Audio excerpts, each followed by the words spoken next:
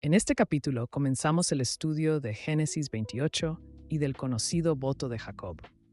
Después de analizar el episodio de Abraham en Génesis 14, la Biblia registra solamente otro relato antes de la ley mosaica donde aparece la palabra diezmo. Se trata del voto que Jacob hizo cuando emprendía su viaje.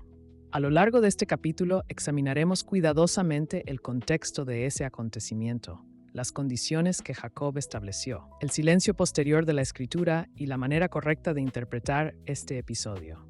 Nuestro propósito no es sacar conclusiones apresuradas, sino permitir que el propio texto bíblico nos guíe paso a paso.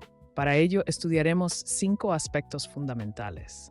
Primero, veremos por qué el voto de Jacob no constituye un mandamiento. Después analizaremos que el diezmo prometido por Jacob fue completamente condicional. Luego observaremos que la Escritura nunca vuelve a mencionar ese diezmo. También responderemos una pregunta importante. ¿A quién entregó Jacob el diezmo?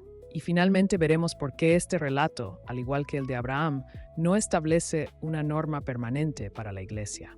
Hasta este momento ya hemos encontrado 2 tipos de diezmos fuera del sistema levítico. El de Abraham, relacionado con un impuesto de guerra sobre el botín recuperado, y el de Jacob, relacionado con un voto personal hecho durante un viaje. Después del episodio de Abraham en Génesis 14, solamente encontramos otro relato antes de la ley mosaica, donde vuelve a aparecer la palabra diezmo.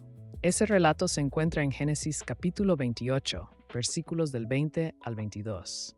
Sin embargo, desde el principio debemos notar que este caso es muy diferente al de Abraham. Aquí no encontramos una guerra, no encontramos un botín, tampoco encontramos una orden de Dios para diezmar. Lo que encontramos es un voto personal hecho por Jacob. Mientras se encuentra lejos de su hogar y sin saber qué le espera en el camino, Jacob hace una promesa a Dios por iniciativa propia. Es decir, el diezmo aparece en un contexto completamente distinto al que vimos anteriormente. No nace de un impuesto sobre un botín de guerra, sino de una promesa realizada en medio de la incertidumbre de un viaje. También es importante recordar que este es el único otro episodio anterior a la ley mosaica donde se menciona el diezmo. Por esa razón merece ser estudiado con el mismo cuidado que dedicamos al relato de Abraham. A lo largo de este capítulo iremos examinando cada detalle del pasaje. Veremos si este voto fue un mandamiento o una decisión personal. Analizaremos las condiciones que Jacob estableció, observaremos el silencio posterior de la escritura y responderemos algunas preguntas importantes que surgen al leer el texto. Solo después de considerar todo su contexto, estaremos en condiciones de evaluar correctamente qué enseña realmente este episodio. En el pasaje anterior vimos que el diezmo de Jacob no nació como un mandamiento de Dios, sino como un voto personal. Ahora encontramos un detalle todavía más importante. Ese voto fue completamente condicional. Jacob no prometió el diezmo de manera absoluta. Fue él mismo quien estableció las condiciones. Primero dijo, si Dios fuere conmigo. Después añadió, si me guardare en este viaje. Luego pidió algo tan básico como pan para comer y vestido para vestir. Y finalmente agregó, si volviera en paz a casa de mi padre. Solo después de mencionar todas esas condiciones concluyó, de todo lo que me dieres, el diezmo apartaré para ti. El orden del relato es importante. Primero aparecen las condiciones, después viene la promesa. No es Dios quien exige el diezmo para luego bendecir a Jacob. Es Jacob quien condiciona su promesa a que Dios cumpla primero todo lo que él ha pedido.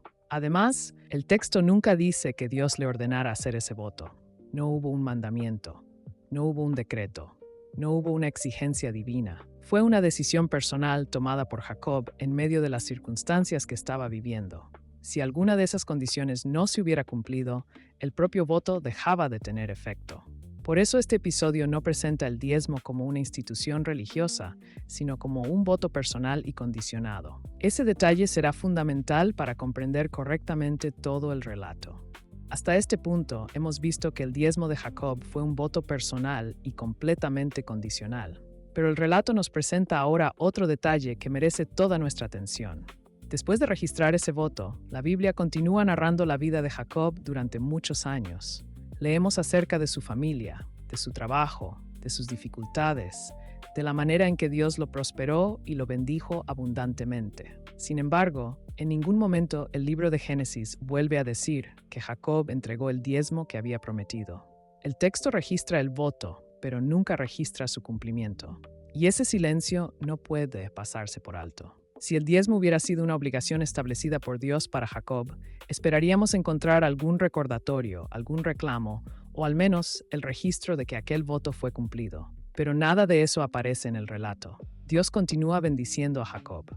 Jacob mantiene una relación con Dios. Sin embargo, el diezmo prometido nunca vuelve a mencionarse. Precisamente por eso debemos ser cuidadosos al interpretar este pasaje. La Escritura no solo nos enseña por lo que dice, también debemos prestar atención a lo que decide no decir.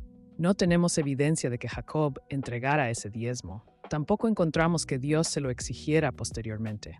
Por eso, no podemos construir una doctrina sobre algo que el propio texto bíblico deja sin registrar. El silencio de la Escritura forma parte del relato y debe interpretarse con honestidad, evitando llenar los vacíos con suposiciones que el texto nunca afirma. Hasta ahora hemos visto que el diezmo de Jacob fue un voto personal, condicional, y que la Escritura nunca vuelve a mencionar su cumplimiento. Pero ahora surge una pregunta que el propio relato deja abierta. ¿A quién entregó Jacob ese diezmo? Muchas veces simplemente se responde: se lo dio a Dios. Sin embargo, el texto nunca dice cómo ocurrió eso. Y aquí debemos considerar el contexto histórico. Cuando Jacob hizo este voto, todavía no existía el sacerdocio levítico. Aún faltaban siglos para que Dios estableciera ese sistema mediante Moisés. Tampoco existía el templo de Jerusalén. Ni Jerusalén había llegado a ser la ciudad santa donde más tarde se centralizaría el culto. Además, Dios no recibía materialmente las ofrendas extendiendo su mano desde el cielo. Por eso, afirmar con seguridad a quién entregó Jacob el diezmo es decir más de lo que la Escritura dice.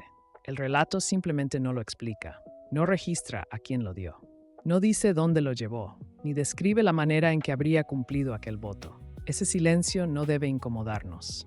Al contrario, debe enseñarnos a respetar los límites del texto bíblico. Cuando la Escritura no responde una pregunta, nosotros tampoco debemos inventar una respuesta. Por eso, la gran pregunta permanece abierta. No sabemos a quién entregó Jacob el diezmo, ni de qué manera lo hizo.